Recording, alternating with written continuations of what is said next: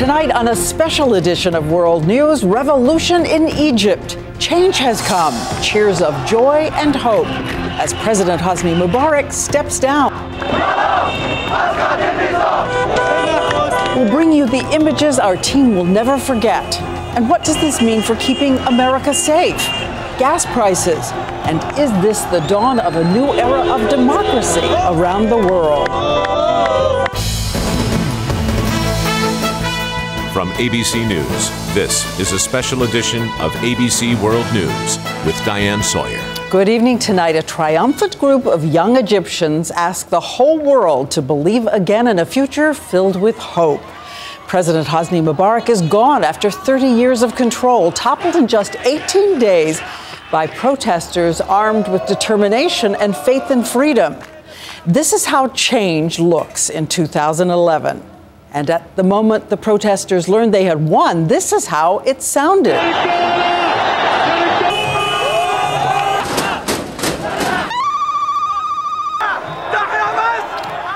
There were fireworks to light up the sky and an exuberant frenzy on Twitter. Millions of tweets flying. We pulled some of them for you. I have never lived a better moment in my life, says one.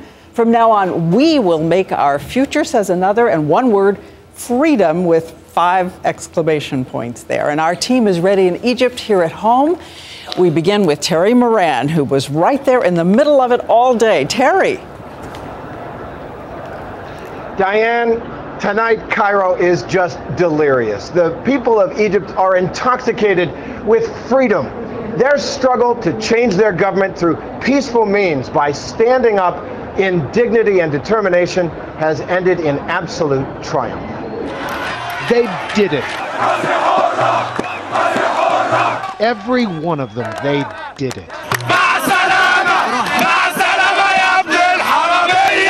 30 years of one-man rule, 18 days of sometimes bloody protests, and a genuine people's movement that would not be denied culminated in this. Vice President Omar Suleiman, Hosni Mubarak's longtime collaborator and the man he chose to inherit his powers just yesterday, announced that the era of Mubarak was over. President Hosni Mubarak has decided to step down from the office of President of the Republic, he said, and he concluded, "May God guide our steps." Government power is now in the hands of the nation's military, headed by Field Marshal Mohammed Tantawi. But the real power is here. Today, that power flowed out of Tahrir Square and down the avenues of Cairo in a long march, 13 miles, to the presidential palace. We are on the road to the presidential palace. We're still probably 30 minutes by foot to the palace, and yet this road has just been a river of people stretching miles behind me and miles in front. Mubarak had already left Cairo, but that wasn't enough. At the palace, soldiers slowly turned their tank turrets away from the crowd, and from the other side of the concertina wire joined the spirit of the moment, waving the Egyptian flag. Then, the announcement and victory. The news hit this crowd like an enormous wave. In an instant, there was ecstasy. And for Wael Honim, the Google executive who played such a key role here, a dream come true. But this was about all Egyptians. They had done it themselves. Before that revolution, I was ashamed to hold my Egyptian passport anywhere and in the US. Now, I'll be proud to hold it anywhere in this whole world. I am proud to be an Egyptian. I am Egyptian. For all the pride and joy tonight, the question, of course, is what comes next? The military is in control. The generals are running things. They have promised to carry out reforms. They're the reforms that President Mubarak and his vice president originally discussed. Whether that's enough for the people here remains to be seen. Diane? Yes, there is caution in the days ahead, but thank you, Terry. And as we just heard, proud to be an Egyptian there in Tahrir Square. And we want to show you an image that caught our eye today, because the view from space has been focused on this particular square. Take a look. Earlier this year, and then there it is. From way up in space, 480 miles up, the sea of humanity. And every person in that crowd has a story, a reason for being there, for celebrating tonight. And Jim Sciutto has also been in that square. Jim? Diane, tonight the mood in the square is electric. It's invigorating and hasn't faded one bit since they heard the news. There is no end in sight tonight to the celebration here or to this movement. This is the very instant when the exhilarating news reached the square. Soldiers on the balcony signaling down to the crowd that the president was gone. We were speaking to Mohammed, who at 30 had lived every day of his life under Mubarak. Until this moment. He's gone! He's gone! That's Tell me how you're feeling right now. That's a great day in Egypt! We did it in 18 days. It's an amazing thing. It's just 18 days and he's gone! Tahrir Square, Liberation Square, became Celebration Square. Fireworks flew, tanks became dance floors. Children cheered, old men cried tears of joy. But we are absolutely elated. Egypt is for the Egyptians. For the whole world. Power to the people. Power to the people. No, I'm speechless. The square is full of energy tonight like it's never been, and they say they're going to keep this energy up. They're going to stay here because the square is their insurance policy that the military keeps its promise to leave power. Tonight, for the moment, soldiers and civilians stood hand in hand.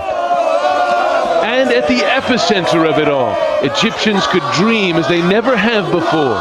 Small dreams like Mohammed's, who brought his son. Now I will vote for the first time in my life. I'm 42 years old. I never believed in that before. And now I will vote. I will vote and go to vote every time after that.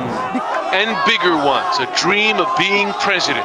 Now anyone have the right to dream to be the president. Why not? Including you. Including me, and I hope so. Yeah. Tonight, Egypt is the land of the possible, a place where frustration ruled. And though they have so much more to accomplish, what they've accomplished in just these past 18 days is giving them, Diane, unprecedented confidence. Such a seat around Jim, getting to vote at 42 for the first time. Christiane Amanpour is here. She led our coverage during that turmoil a week ago.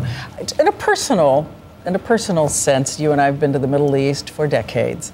What are you thinking tonight? Well, who would have thought this? And everybody asked, when will this moment come to that part of the world? And as we listened to them literally screaming their joy, I called it a primal scream last week. And it is that. They have been repressed in their voice for so many decades, and now it is ringing free. We don't usually think of a military takeover as an encouraging sign. What's going to happen next? Well, I think that's crucial. Have they traded one military-backed regime for a military regime? Key to the future is whether the military lifts the emergency law immediately and does this reform and brings in a lot of opposition voices for the future. You know that other countries in the Middle East, of course, are watching every move in Egypt.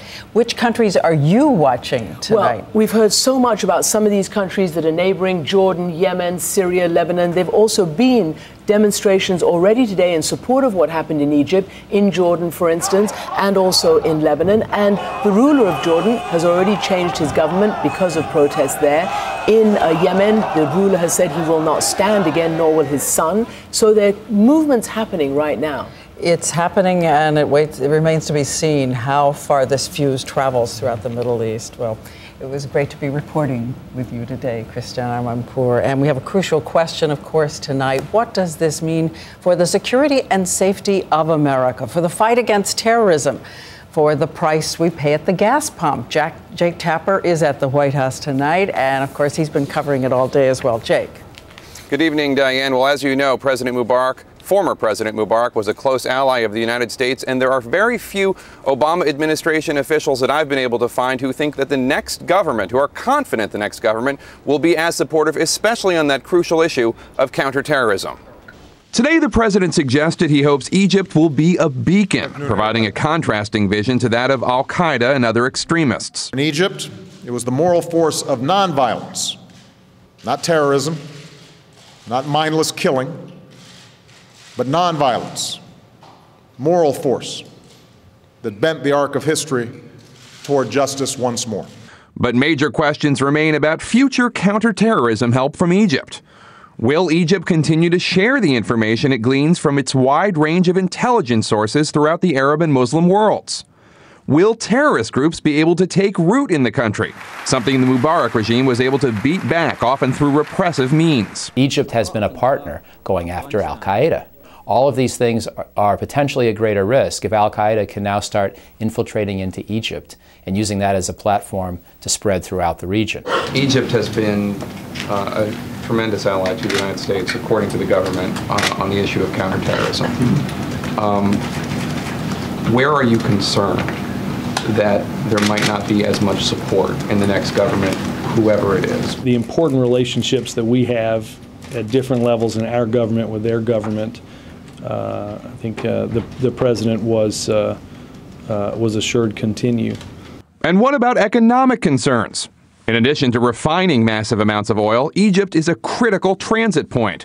More than 1 million barrels of oil per day go through the Sumed pipeline. For the Suez Canal, it's nearly 2 million barrels. If the next Egyptian government is not friendly to our economic interests and closes access to those canals, it would add 6,000 miles of rerouting and a minimum of 10 cents per gallon more in pain at the pump. Any supply disruption from the Middle East could bring much higher oil prices.